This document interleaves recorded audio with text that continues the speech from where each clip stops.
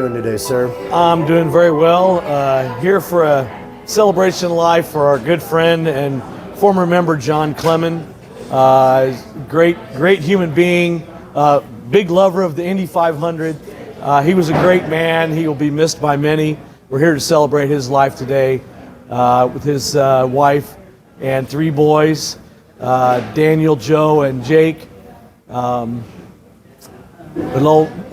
loved old Doc. He was one of a kind. When I was Commodore the first time, he was still involved with Music on the River and said, "Wiki," he always called me Wiki. He said, "Wiki, I want to make this the best music on the river we can." So he was always very adamant about doing that and helping this club, and he loved this club very much. So how would you describe his personality? Doc was full of life. He did a lot of great things. He had a great sense of humor and just loved being around people, loved being around his family. And what would you like to say to Debbie and the boys? Debbie, Daniel, Joe, Jake, love y'all. So sorry that John's not here with us anymore, but we're here for you, and we just want to celebrate his life today. Thanks, Rick. Thank you. Daniel, how you doing today? Doing all right. How you doing? We're celebrating your father, and it's also his birthday. It is, yeah. So, 71. how would you describe your dynamic with your dad? Well, I mean, obviously he was my dad. He was, my best friend, my mentor, my confidant, kind of everything. All right, so what would you like to say to all the people that have come out today to celebrate your dad? I would want to say thank you for coming. My dad loved the yacht club and everyone in it that made it such a special place. So, I mean, to have everyone back in that same place together to celebrate him and everything that kind of made this place so unique and special is the best gift to give back to him and to us, I think. So, okay. Kind of looking forward to it. Well, thank you for your time. We're here to celebrate your father, and hopefully we got a lot of great stories from people telling from their moments with him as well. Yeah, definitely. Okay. Thank you. Ben, how are you doing today? I'm good. So we're here to celebrate John Clemens, and he's played with you for how long? Oh, since I was 15, so let's see here. I don't even want to think about how long. Over 20, almost 25 years. So how would you describe his personality in the band? Oh, John was the rock, the solid, the steady man that you could rely on to keep you in the pocket. I played drums most of the time with John on bass, and so he taught me how important it is to stay in the pocket and just be the rhythm section.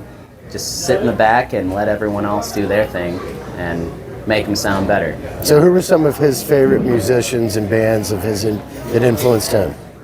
Oh, shoot. I mean, I remember hearing stories about him listening to some old, maybe Jaco Pastorius records and just picking it up and playing bass, learning by ear, that sort of thing. And I mean, any of the classics, listened to a lot of Steely Dan with John as a kid, and yeah, very, very wide influence with John. So you got some songs you're going to be doing kind of in honor of him. Are the ones that he wrote, or what are some of the, I guess, specific ones that you're doing tonight that have to do with John? I mean, all of them are classics that we've played with John for decades, and he was like an uncle to me growing up, and my dad's best friend. So what's your dad's name? Keith. Yeah. So Keith's my dad, Keith Claghorn, and my uncle Kent is playing drums. Wave, Keith. Hey, how you doing? It's gonna be fun today. Yeah, and then Kent, my uncle on drums. So John was a big part of the Claghorn. He was a Claghorn brother as far as I was concerned. We call him Cletus. Cletus, that's right. Kent? I thought it was Cooter. Cooter, that's right. Cooter. You're right, he went by Cooter, didn't he? Cooter. Maybe Cletus some nights, Cooter some others. So how would you describe his personality? Oh, just warm. Always like an anecdote for any situation, and just always so lovely to be around. Just the calm presence that you need, and then Very, very giving. yeah, He just generous. Yeah, He was a giver. That's all there is to it. yeah. Okay. Oh, what's some funny moments you remember? Oh my God! You know, I met him in 1991. Met him because of a band that I joined, and we became instant friends. And we got too many. I mean, every time we played music. What's one of the best venues you guys played? Downtown. Well, there for a while we were playing, doing a lot of nice New Year's gigs down Indiana At the Roof. Indiana Roof Ballroom. Yeah. Played there 3 years in a row with open up for Otis Night. Otis Day in the Night. Otis Day in the Night. There's a thing back there Otis Day with in the pictures from that. Yeah. The Rascals, who wasn't the original Rascals, but some of the members, and the Temptations. So it was really those were fun nights. So was it all covers, or were you guys? Yeah, that we were a cover band. I've got a recording studio, and I've written a lot of stuff that John has always been the bass player on. Just about every one. How would you compare him to a famous bass player? Who would be a merger of two different bass players in some major bands? Well, I'd hate to say he's as good as Jaco Pastorius, but That's what I mentioned earlier. But he was really good. But his real groove was in funk. Jamie Jamerson, that's the guy that he emulated. You know, and he could play any Motown. Yeah. He could play anything, but Motown was his bag. That's beautiful. So what would you like to say to the family? I'll say it throughout this evening on the mic. I'll say it together. So, right now, nothing. I got to finish that up. Yeah. Thank Same you. here. All right. All right. Thank you. Kathleen, thank you for joining us today. I know you've known the family for a long time, is that right? I met Johnny like in 1982. How'd you meet him? Well, I moved into Brennan Way apartment complex, Okay. and he didn't live there, but a lot of our mutual friends live there. So before he and Debbie even got married, we had babies together. Jake and my youngest son were basically the same. Or was it you? I don't know. And we did some business things together. One of my favorite things about Johnny, and it's just an odd thing. So we're in New York City, and my husband's sick, and Debbie's home delivering you, I think, or getting close. And you know, so there were a bunch of us, and we're on a train getting ready to go to dinner, and I pull out a map, and Johnny goes, "Put that away. They're gonna know you're a visitor, and you're gonna get robbed." But we've had a lot of fun together. There was a lot of, different things, and a lot of mutual friends, and it's because of Johnny that we're actually members here at the Yacht Club, because he invited us to Music on the River, and then said, "Why don't you become members?" And then this sweet boy, my favorite. I love you, buddy. Thank you. Love you too. Is there anything else you'd like to say to the family in general about the future and support? Well, Debbie, I'm always here for those late night calls. Somebody that's been through loss that nobody understands. I'm here. And thank you for your kind Love words. you. Love you too, baby. Thanks. Appreciate it. I don't want to get lipstick. Randy, thank you for coming today. How are you doing? I'm doing fine, thank you. All right, so we're here to celebrate John Klemen. Yes. So how long have you known John? And how would you describe his personality? I met John the first time coming to Music on the River through an invite, him and Deb. And then they invited us to join the club. So that's really when I met him about 7-8 years ago. And always enjoyed hanging out with him. Fun guy. And then we started working on the Music on the River sponsorships. And so always enjoyed seeing him. Always had a smile on his face. How do you describe his personality? Outgoing, fun, liked to joke around. Always wanted to get things accomplished. And one thing I liked about him, he did a lot of things and never really took all the credit for it. Yeah. So, yeah. Very humble. Yeah, very humble. So any funny moments stand out over the years? Something that was like, Probably oh, this happened, one. I sell the sponsorships for the banner, and so the banner came in and it was out there, and Johnny's out there, and he's usually responsible for getting it hung, and he invites me to come out and help him. and we're looking at it, and he says, "That's way up there." And I go, "Yeah, do you have any help?" And he says, "Yeah, you're the tall one, and there's the ladder." So, fortunately, there were a couple younger kids that came out. We recruited them to hang the banner. Right. But other than that, just being here. Being here, we had a lot of fun. So what would you like to say to Debbie and the boys? Debbie, wonderful man. So sorry about your loss. I don't know what else to say. Loved him. He's a great guy. Okay. Well, thank you for your kind words. Thank you. Mr. Wright, how are you doing today? I'm doing fine, thank you. All right, so we're here celebrating John Klemen. Yes. And how did you originally meet him? Well, I became a member probably approximately 25 years ago. Okay. And I got really involved in the club and became a board member. And John was on the board. Okay. And that's pretty much how we got to know each other. And as things progressed, I became the chairman a couple of years for the Open House Festival here. Okay. And John was the guy that got all the bands together. So I really counted on him a lot to do that. He always had a level head and, you know, always made good judgment on who to bring in and that sort of stuff. How would you describe his personality? He was always way laid back. He was way easy to get along with. Whatever you wanted to do, John was pretty good about it. And he always had suggestions, which were good too. You got any river stories or anything kind of pop out? No, there were no here at the flags. club? No flags. Crazy band moment or anything? No boner flags, no oops flags, none of that sort of stuff. And I haven't got any myself, so I've been fortunate to dodge that bullet. So what would you like to say to Debbie and the boys?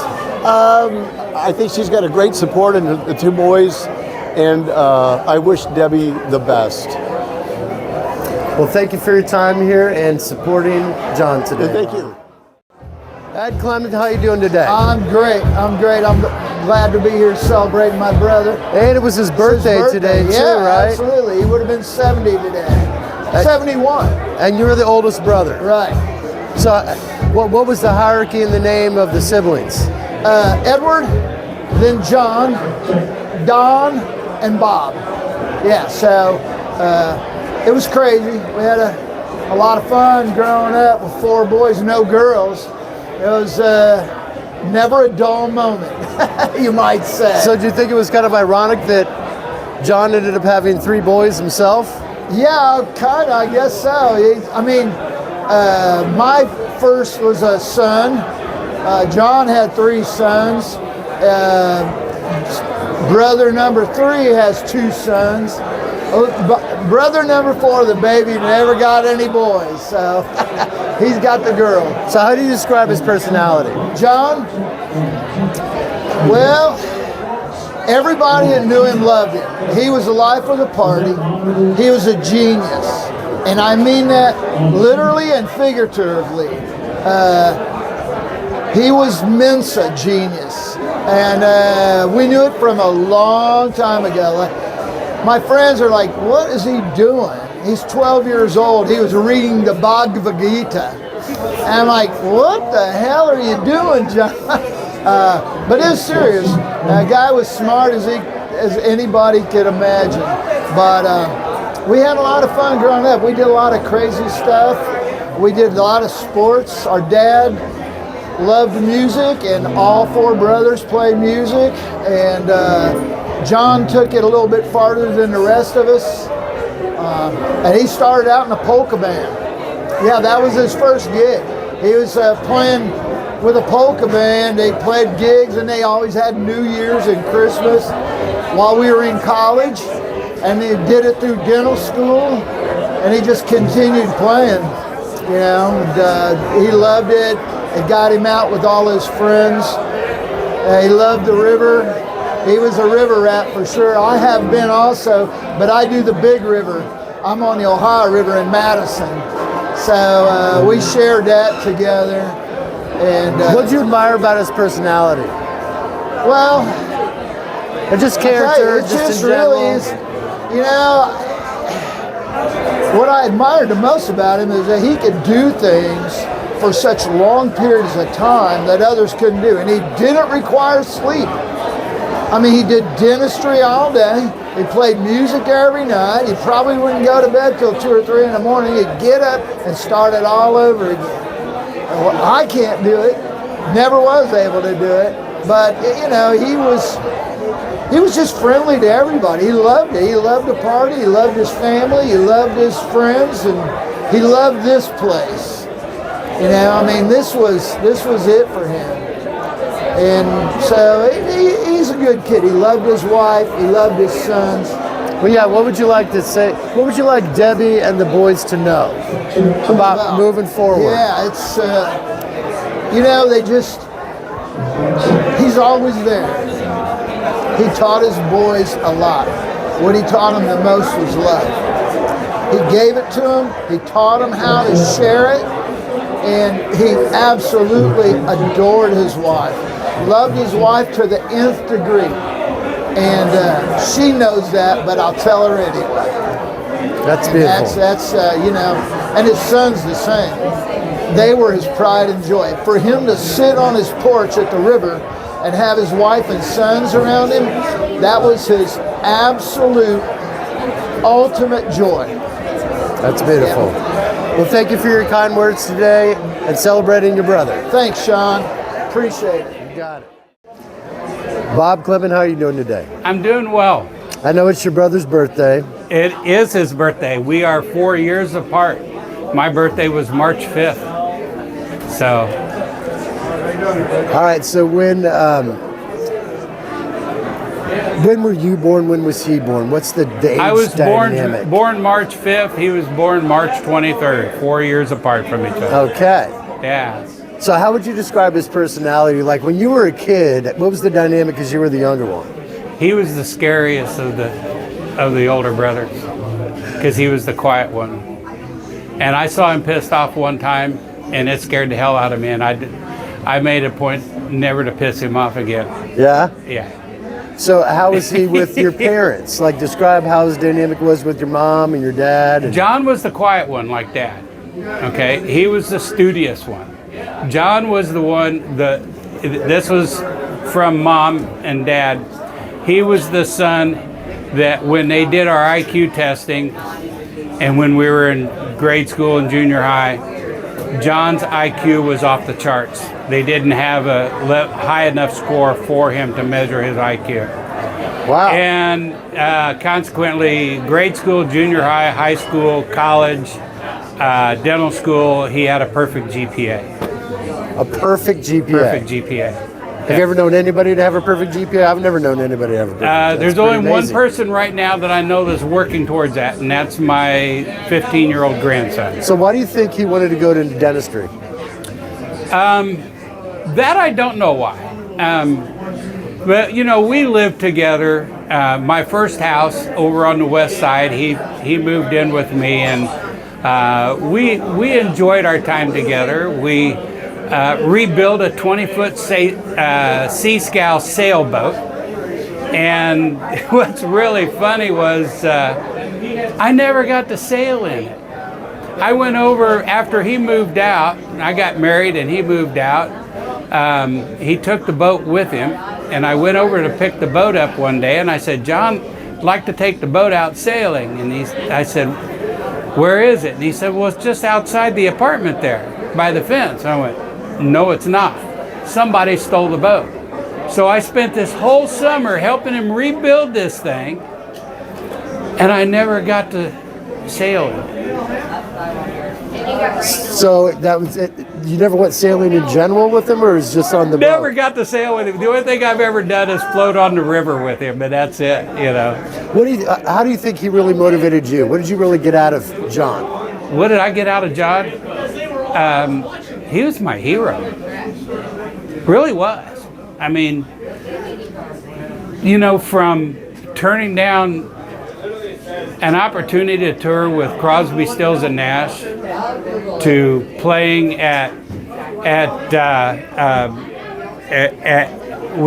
with Symphony on the Prairie with America, playing bass for them. I mean, he was my hero.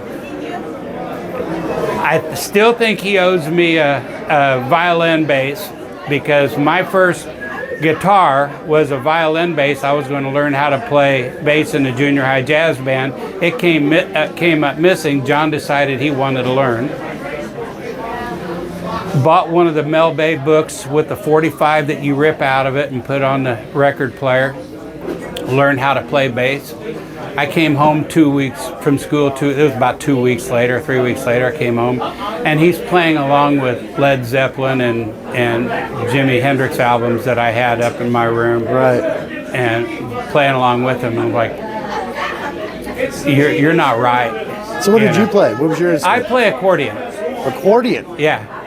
Yeah, I play. You don't just stumble into accordion. That's... No, I started on guitar when I was 6 years old. My hand was too small to fit around the neck, and so my dad, with our heritage being Slovenian and Macedonian, accordion is a prevalent instrument in both cultures. And my dad said, well, why don't you try the harmonica? And I said, sure. And I've been playing ever since. And so 61 years I've been playing, and semi-professionally since I was about 13 or 14. Okay. All right, so what would you like to say to Debbie and the boys as far as moving forward?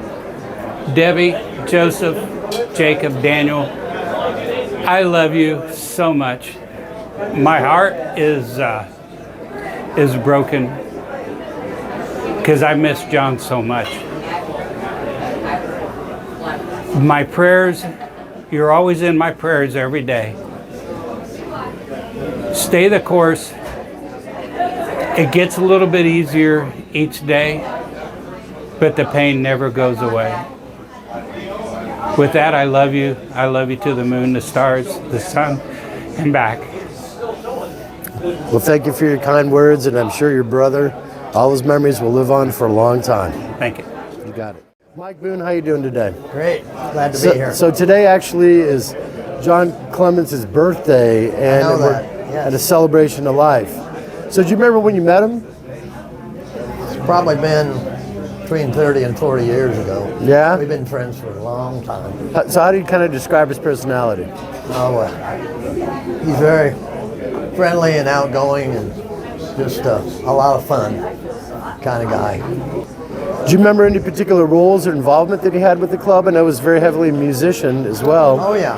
Very good musician. He has so many friends that are here today to play for him, and wish he could be here with us. And he went too soon, but he had a great life, wonderful life, great family.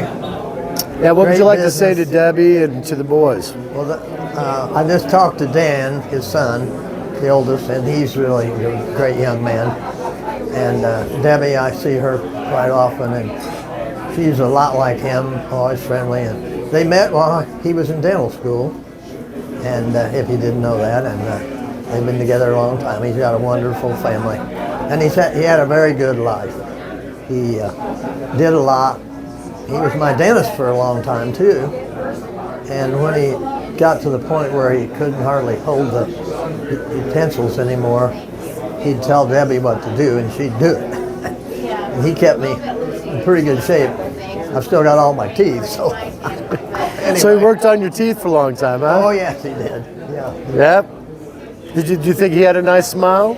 Oh yeah, he had a good smile. And he worked on mine, didn't do too bad. Is there anything else you'd like to say to the family? Just send my love to all of them, and hope we'll continue our friendship for a long time yet. Okay, thanks, Mike. Chris Ujilovich, how are you doing today? I'm doing great. All right, so we're here to celebrate John Clemens, and you've known his wife, Debbie, for a long time. I have. We've been good friends for over 30 years. We were roommates, and we backpacked to Europe. Thank you, Johnny, for taking us to the airport, getting us late, missing the flight. What more can I say, but we had a good time. All right, so how would you describe John's personality? Loving and forgiving. You could not show up. You could do all kinds of weird things and just tell him you're sorry, and he'd forgive you and welcome you back into the pack. And I want to have that love in me. How would you describe Debbie and his dynamic as a relationship? fun. They always searched for a good time. They were never just doing nothing. So we always looked at them as our fun buddies. What would you like to say? I wanted to answer that question. Okay, do it. Get close because she's got the mic, so just get close. Go ahead. So Debbie took care of John in every way, from his dental office to everything. That's true. And he really, and you used to work for him too. Yes, I did work Even for though her John. husband, Angela, is a dentist, there was a period of time when you were working in Johnny's office a few days a week. So 5 days a week for 5 years. Not that I'm counting. It was a good transition from having kids and going back into the world. But Debbie's a good girl. Debbie was Johnny's rock, and Johnny was Debbie's rock. Yeah. I mean, her whole life revolved around Johnny and the kids. Yeah. And Johnny needed Debbie. Everybody just thought Debbie taking care of all whatever that needed to for Johnny, but nobody really realized how much Johnny did for Debbie. So what would you like to say to Debbie and the boys as far as for the future? I would like to say we're here for you. We're here to hang out.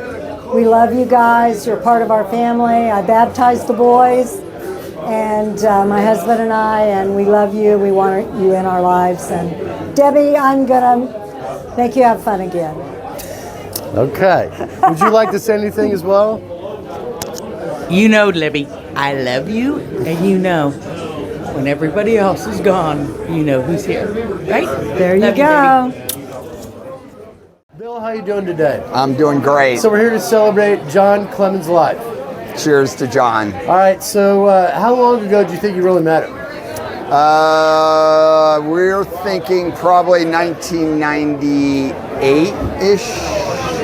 So was your interactions just here at the club, or what were the interactions? Kids in kindergarten together. So his oldest Joe and my oldest Kevin. Okay. Were classmates. So did you start hanging out as parents and kids? For sure. What kind of stuff would you guys do? We would do like a lot of like things involved in Scouts, because I think Joe was really involved in Scouts and Kevin was involved in Scouts, and we would do the Pinewood Derby, I think, if I'm not mistaken. You're testing me now, but just like normal kind of activities you do with your kids' friends, parents. No, not really that. My wife was is good friends with Debbie as well, and same circle of good people on the north side of Indy. Right. So, but I do have a fun story. Okay. When my son Kevin was in, I'm going to say he was in the 7th grade maybe. Yeah. And he was playing pickup basketball. He got knocked and a chunk of tooth came out on a Sunday. And he needed to be somewhere. Kevin needed to be somewhere, I think that evening, for like where they were going to take pictures. It was something somewhat formal that he needed to be at. Sure. So I was like, oh my God, we got the piece of tooth. So I called John and Debbie and I said, hey, it's Sunday afternoon. What should we do with this chunk of tooth until I can get into a doctor? You're going to save the body part? And he goes, what you need to do is you need to get in your car right now. I'll meet you at the office. We'll get it taken care of right now. And I said, John, it's Sunday. You're not working on Sunday. He said, get in your car. I'll meet you over at the dentist's office. He was not our dentist. He was not my dentist. I had already had a dentist before I met John. All right. But anyway, and then of course I would see him at the Indy 500. We all sat in the same section and tailgate together after the game or after the race every year. And so how would you kind of describe his personality? And loved his family, loved his friends, and loved music. And when I say loved, he absolutely cherished. Yeah, he actually, I wouldn't see him like all that often because our kids in high school went different directions. Sure. So you kind of lose a little bit, but I'd see him at like Larson's party and river parties and stuff. I would say that when I did see him, he made me feel very important, and he always found the best in people. He had a really good way of doing that. He was just a joy to be around, and always had a smile. Nice. So, What would you like to say to Debbie and the boys? Debbie knows how we feel about her and her family. We just love them to death, and I'll keep seeing you guys at the Indy 500, Debbie, and I know I'm going to see Joe there this year because he's going to stop by my tailgate. So cheers to John. Love you guys. Thank you. Cheryl, I'd like to thank you for sharing today here at the Yacht Club about John Klemen. I'm happy to do so. So, when did you first meet John? What was the relation? I first met John when his kids and my kids were both going to Christ the King. Our oldest are the same age, so probably in kindergarten. And, as our kids progressed in school, got to know them a little better, and we started to go to him as our dentist. And then after our kids got out of school and his kids switched to North Central and Eastwood, we started coming to the Yacht Club. Actually, he invited us when I was at the dentist to come and play trivia with them on Monday nights at the Yacht Club. Okay. So we came, we knew them, John and Debbie, a little bit, but not super well. And we came to the Yacht Club and we played trivia with them one Monday night. And we did all right until the last question. And the last question was something about put these 4 Chuck Norris movies in order from oldest to youngest. And I don't know anything about Chuck Norris, Sure. but my husband knows those movies. And he got them all in order, and we got the last question right, so our team won. So we thought, well, I guess we did okay. We can come back, and we've been playing trivia with them ever since. Wow. So how would you kind of describe John and Debbie, and what would you like to say about Debbie? Debbie is just the best person ever. A wonderful Christian woman, one of the best friends you could ever have. So patient and loving and giving, and John was a smart guy, but I don't think he was always easy to live with. But she handled it all with grace and was just lovely to him and did what needed to be done to make up for any frailties that he may have had. I mean, he was a smart guy, but I think he was almost too smart sometimes, so that's difficult to live with. Right. But she did great. So is there anything you'd like to say to the boys? The boys are all wonderful. Joe and Daniel I see a lot, and they play trivia with us too, so they're great. Jake, I don't know if Jake is here tonight, but Jake is a special kid too, and I want him to know that everybody loves him and everybody's cheering for him. That's beautiful. Well, thank you for your kind words and for celebrating John's life today. Thank you. Rob Larson, how are you doing today? I'm great. All right, so we're saving a little bit of stories about John. How'd you originally meet John? I met John in 1982. We were both dentists. We both worked for the same gentleman that owned a practice. And we hooked up, and the staff said, you guys got to get together. And we were best friends for 40-some years. Wow. So how would you describe his personality as a buddy? John is the most eclectic person I know. He's an artist. He's a craftsman. He was an excellent dentist. He's a musician. Above all, he was a family man. He was a father, and he was a dedicated husband. He was the most eclectic person I know, and a philosopher. What a philosopher. He taught me many things.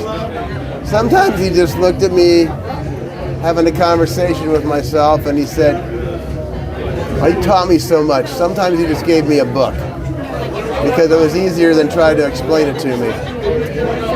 And he he said, Rob, you know, sometimes it's not worth being right. I learned a lot from him, a lot.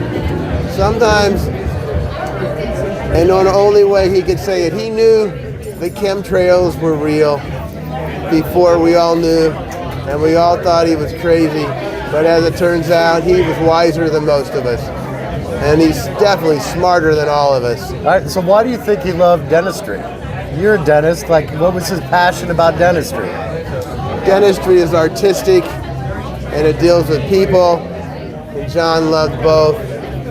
I'll got one story about his philosophy. We were out skiing, and we were on the way there, and John was having his last drink at the bar at the airport, and they'd made last boarding call a number of times, and Debbie said, I'm going, and he said, I'm not leaving this half-finished drink.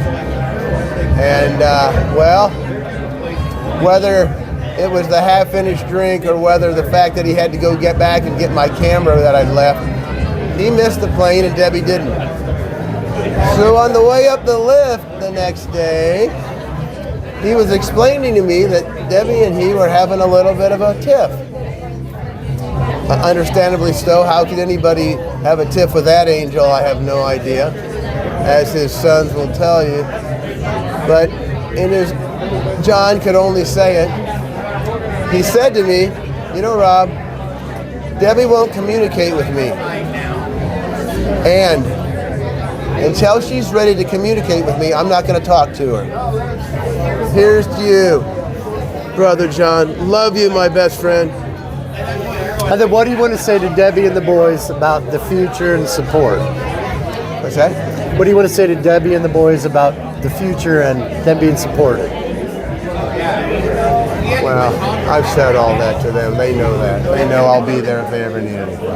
Okay. That's what I have to say. Rob, thank you for your kind words today. I love you. I love your family. You all know that.